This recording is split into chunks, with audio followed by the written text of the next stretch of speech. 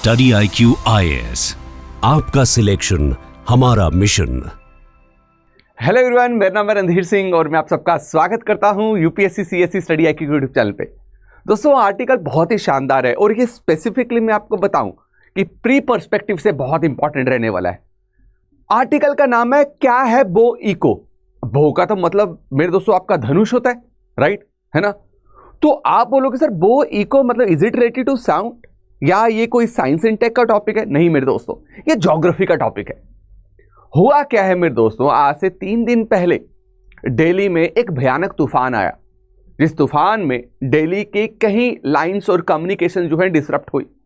और जब इसको रडार में इसकी इमेज को, इस तूफान को, इस थंडरस्टॉर्म की इमेज को कैप्चर किया गया, तो that thunderstorm was in the shape of बो। वो बादल जो है मेरे दोस्तों वो किस शेप में थे? आधे चांद, क्रेसेंट। पता है ना आपको क्रेसेंट कैसे दिखता है? ऐसे क्रेसेंट दिखता है, राइट, ऐसे। तो जब ये इमेज ली गई तो बिल्कुल बादल जो हैं वो ऐसे धनुष शेप में क्या थे मेरे दोस्तों, आपके आगे बढ़ रहे थे। ये क्या पहली बार ऐसा फिनोमिना देखने को मिला क्या? नहीं, ये ऑलरेडी एग्जिस्ट करता है। हम इसके बारे में आज पूरा जानेंगे कि आखिरकार ये बो इको बना कैसे भाई, है ना। ये बादलों का आखिरकार धनुष बना कैसे, उसने क्रेसेंट शेप कैसे लिया मेरे दोस्तों। लेकिन उससे पहले जो है मैं चाहूंगा कि हम थोड़ी बहुत इसमें और क्लैरिटी लाए। देखिए, इसको रडार सिस्टम में जब कैप्चर किया गया तो मैंने आपको बोला कि इस स्टॉर्म की जो शेप, इस तूफान की जो शेप थी वो जो न्यू दिल्ली में पाई गई, that was in the shape of बो, तो उससे इसका नाम पड़ गया बो इको। अब मेरे दोस्तों सवाल ये है कि बो इको है क्या? तो एक ऐसी लाइन है, ऐसी कर्व्ड लाइन है, ठीक है, कर्व्ड लाइन की तूफान जो आगे की ओर बढ़ती जाती है। ये 20 से 100 किलोमीटर के डिस्टेंस में फैली होती है। इसका स्ट्रेच कितना हो सकता है? 20 to 100 किलोमीटर। और कितना ड्यूरेशन है इसका, कितनी देर तक ये तूफान चलता रहेगा? वो लगभग मेरे दोस्तों आपका 3 से 6 घंटे का तूफान ये रहता है। लेकिन अब इसमें सबसे शानदार चीज ये है कि ये बनता कैसे है ना, सवाल ही वो है। बनने से पहले, इस सस्पेंस को दूर करने से पहले आपको मैं बता दूं, आपने सुना होगा दुनिया का जो सबसे डिवास्टेटिंग जो एटमॉस्फेरिक डिस्टर्बेंस है ना, दैट इज टॉर्नेडो। टॉर्नेडो सबसे डिवास्टेटिंग क्या रहता है? आपका एटमॉस्फेरिक डिस्टर्बेंस रहता है। अभी भी हमें टॉर्नेडो कैसे ओरिजिनेट होता है उसकी पूरी जानकारी नहीं है। बहुत सारी स्पेकुलेशंस है, बहुत सारे आर्गुमेंट्स है, बहुत सारे क्रिटिसिज्म है। अभी भी बहुत सारी थ्योरीज के ओरिजिन को सॉल्व नहीं कर पाई। बट इसकी जो स्ट्रेंथ है, इसमें जो हवा चलती है, इट इज वेरी डेंजरस। ये बिल्कुल छतरी की तरह होती है, ये अम्ब्रेला शेप, देख रहे हो आप, बिल्कुल अम्ब्रेला शेप। तो खास करके यूएसए में, in interior region of USA it is very prominent. लेकिन इसको स्ट्रेंथ को प्रॉपर मेयर करने के लिए एक साइंटिस्ट थे जिन्होंने इसकी स्ट्रेंथ को मेजर करने के लिए स्केल बनाया था। उसका नाम था स्केल का फुजीटा स्केल। अब इसका नाम फुजीटा स्केल कैसे पड़ा? वो क्योंकि उनको उसकी स्ट्रेंथ को मेयर करने वाले जो साइंटिस्ट उनका नाम था टेड फुजीटा, वहीं से मेरे दोस्तों का नाम पड़ गया फुजीटा स्केल। यही मेरे दोस्तों आपके टेड फुजीटा हैं जिन्होंने बो इको का नाम जो है, ये टर्म जो है लाया है। तो बो इको टर्म जो क्वाइन करने वाले वही शख्स हैं जिन्होंने मेरे दोस्तों आपके टॉर्नेडो को की स्ट्रेंथ को मेजर करने के लिए स्केल लाया था। अब सवाल ये है कि कैसे बना। देखिए मेरे दोस्तों, as we all know that, मैं थोड़ा सा डिटेल में जाऊंगा, है ना। ये हमारा क्या है? ग्लोब है, डन। ये हमारा ग्लोब है मेरे दोस्तों। अगर याद रखिए, अगर ये पढ़ाते हुए अगर फिर भी आपको जो चीजें, कुछ भी चीजों में दिक्कत है, कमेंट सेक्शन में जरूर कमेंट कीजिएगा। मैं हर एक कॉन्सेप्ट क्लियर कर दूंगा नेक्स्ट वीडियो में। अब दिस इज आवर अर्थ। ये क्या है जी? हमारी अर्थ है। सुनते रहिए ध्यान से, राइट। ये हमारी क्या है जी? अर्थ है। और हमें पता है कि अर्थ में कुछ इंपॉर्टेंट लैटिट्यूड्स है, इजंट इट, जिनको हम पैरेलल भी बोलते हैं, जिनको हम सर्कल्स भी बोलते हैं ना। उनमें से जो इंपॉर्टेंट लैटिट्यूड है दैट इज व्हाट? एक तो आ गया इक्वेटर, दैट इज 0 डिग्री। एक आ गया मेरे दोस्तों आपका ट्रॉपिक ऑफ कैंसर, जिसको हम बोलते हैं 23.5 डिग्री नॉर्थ। और एक है मेरे दोस्तों ट्रॉपिक ऑफ कैप्रिकॉर्न, जिसको बोलते हैं 23.5 डिग्री साउथ, इजंट इट। क्यों इसको नाम दिया है ट्रॉपिक ऑफ कैंसर, राइट, और क्यों इसको नाम दिया है tropic of Capricorn? There is a reason ना, देयर इज अ रीजन कि भाई जो आपकी सन की डायरेक्ट रेज हैं वो क्या है? आपकी कन्फाइंड रहती हैं। सन की जो डायरेक्ट रेज पड़ती हैं या वर्टिकल रेज पड़ती हैं, it is confined between these 2 tropics. इसलिए इस जोन को हम क्या बोलते हैं? टॉरिड जोन बोलते हैं या हीट सरप्लस जोन बोलते हैं। कौन सा zone? The zone between tropic of Cancer and tropic of Capricorn. अब मेरे दोस्तों आपको पता है कि हमारी अर्थ जो है वो दो तरीके की मूवमेंट कर रही है। एक अपने ही जगह में घूम रही है जिसको हम क्या बोलते हैं, रोटेशन। एक मेरे दोस्तों आपका अपने स्टार के आगे पीछे क्या कर रही है, वो चक्कर लगा रही है, इसको बोलते हैं रेवोल्यूशन। बट वो चक्कर सीधा नहीं लगा रही, वो चक्कर कैसे लगा रही है, टिल्ट है, वो टेढ़ा है, राइट। इस टेढ़े होने की वजह से, अर्थ की टिल्टेशन की वजह से क्या होता है, हमें ऐसे लगता है कि सन क्या कर रहा है, क्या सन क्या कर रहा है, वो ऊपर नीचे मूव कर रहा है। सन क्या करता है, आपका ऊपर नीचे मूव करता है, यानी कि सन ऐसे ऊपर नीचे जा रहा है। बट सन तो मूव नहीं कर रहा, it is because of the revolution and tilt of the earth कि हमें फील होता है कि सन जो है वो अपैरेंटली मूव कर रहा है ना। अब मेरे दोस्तों अपैरेंटली मूव कर रहा है मतलब कुछ टाइम के लिए वो कहां आता है, ट्रॉपिक ऑफ कैंसर की तरफ आता है। अब जब ट्रॉपिक ऑफ कैंसर की तरफ रहेगा तो सबसे ज्यादा रेज जो है, सबसे ज्यादा गर्मी कहां होगी मेरे दोस्तों, इस रीजन में होगी, इजंट इट। और जब वो ट्रॉपिक ऑफ कैप्रिकॉर्न में आएगा तो सबसे ज्यादा गर्मी कहां होगी मेरे दोस्तों, आपका इस रीजन में होगी। अभी सन की मूवमेंट कहां हो रही है, अभी आपको गर्मी की लग रही है, इंडिया में गर्मी क्यों पड़ रही है। अब इंडिया कहां है, इंडिया तो आप सबको पता ना, इंडिया यहां पे है, इंडिया यहां पे। एक मिनट, ये है इंडिया मेरे दोस्तों, इजंट इट, है ना। ये इंडिया में ऐसे थोड़ा सा बना देता हूं, जिसको बिल्कुल सेंटर से ये थोड़ा सा ऊपर बना दिया आपको, मैं ऐसे कर देता हूं क्योंकि इसमें मिनी बनेगा नहीं, ये बिल्कुल बीच से इंडिया को कट करता है। अभी नेक्स्ट मंथ क्या होगा, 21 जून को सन एग्जैक्टली मेरे दोस्तों आपका ट्रॉपिक ऑफ कैप्रिकॉर्न के ऊपर आ जाएगा, डायरेक्टली आपके सर के ऊपर। अब इससे हो क्या रहा है, सन जैसे जैसे ऊपर की तरफ बढ़ रहा है, इंडिया की लैंड जो है बहुत ज्यादा गर्म हो रही है। अब आपने यहां पे एक और कॉन्सेप्ट पढ़ा होगा, अगर मैं यहां पे बनाता हूं क्या आपका ये डन, ये मैंने क्या कर दिया मेरे दोस्तों, आपका इंडिया बना दिया, ठीक। और आप देखिए यहां पे क्या है, हमारा दिल्ली है, यहां पे दिल्ली है। अब आप देखिए Delhi in comparison to Mumbai, Delhi in comparison to Mumbai, या कोई भी ऐसी सिटी इंडिया की जो समुद्र से बहुत ज्यादा दूर है, वो बहुत ज्यादा गर्मियों में गर्म होती है और सर्दियों में उसमें ठंड भी बहुत ज्यादा होती है। ये एक ऐसे ही एग्जाम्पल ले लो, बंद कमरा, आप देख लो, दो रूम्स ले लो, एक रूम जो पूरी तरीके से एनक्लोज है और एक रूम जिसमें विंडोज हैं और आपने विंडोज ओपन किए। दोनों को अगर आप इक्वल अमाउंट ऑफ हीट दे रहे हो तो मुझे बताओ किस कमरे में आपको, किस रूम में आपको ज्यादा गर्मी लगेगी, जो एनक्लोज है। बस Delhi is what, your enclosed room.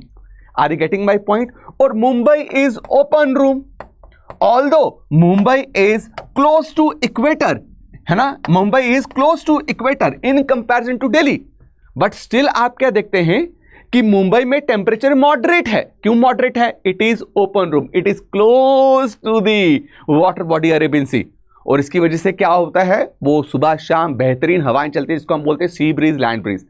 इसमें भी अगर आपको डिटेल में वीडियो चाहिए होगी कमेंट सेक्शन में जरूर कमेंट कर दीजिएगा।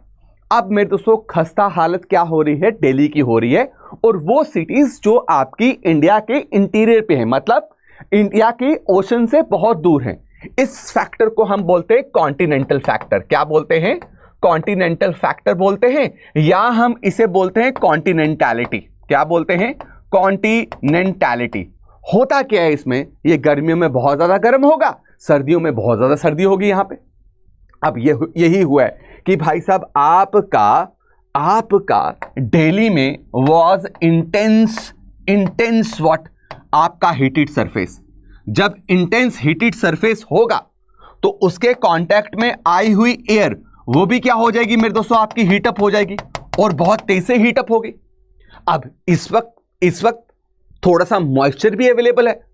अब ये वार्म मॉइस्ट एयर ये एब्रप्टली ऊपर राइज करती है। ये क्या करती है, एब्रप्टली ऊपर जाती है। सुनिएगा ध्यान से, मैं पीपीटी को यूज नहीं करूंगा, आपको इमेजिन करवाऊंगा। अब मुझे एक बात बताओ, वार्म एयर कैसे गर्म हुई, जब वो किसके कांटेक्ट में आई, सरफेस के कांटेक्ट में आई, ये चलेगी ऊपर की ओर। अब जब ये ऊपर की ओर चलेगी तो विद इंक्रीजिंग हाइट, आप सबको पता है ना कि टेम्परेचर क्या होता है, डिक्रीज होता है जैसे जैसे हाइट, जैसे जैसे ऑल्टीट्यूड क्या है आपका वो बढ़ता जाएगा।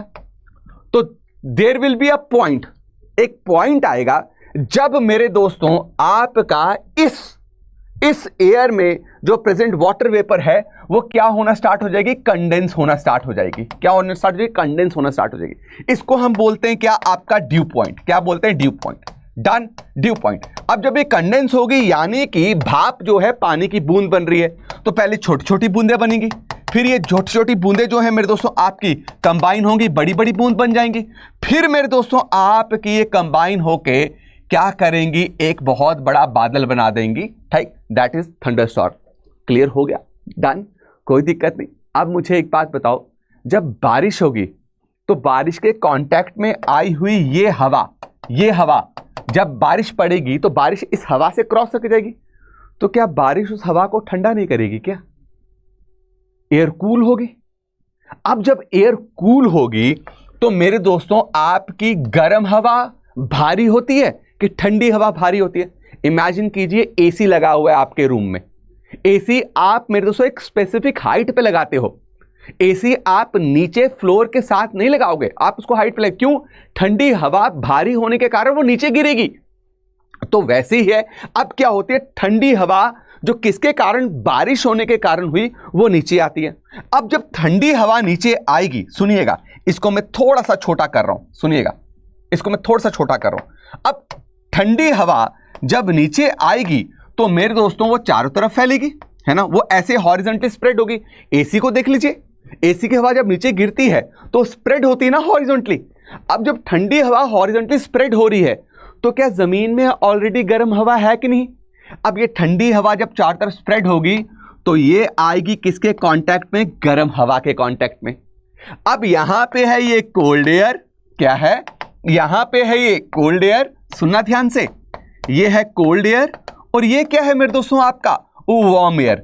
जब भी कोल्ड एयर वार्म एयर मिलती है तो क्या वो मिक्स हो पाएंगी?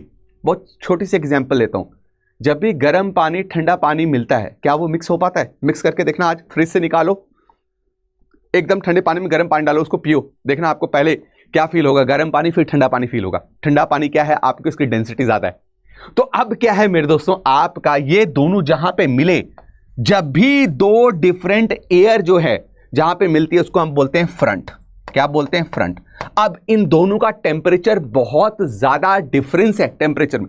जितना टेम्परेचर में डिफरेंस होगा फ्रंट उतना ही भयानक बनेगा। इसको इसलिए इसको क्या बोलते हैं आपका, गस्टी फ्रंट बोलते हैं। गस्टी फ्रंट का मतलब क्या है? Very dangerous front.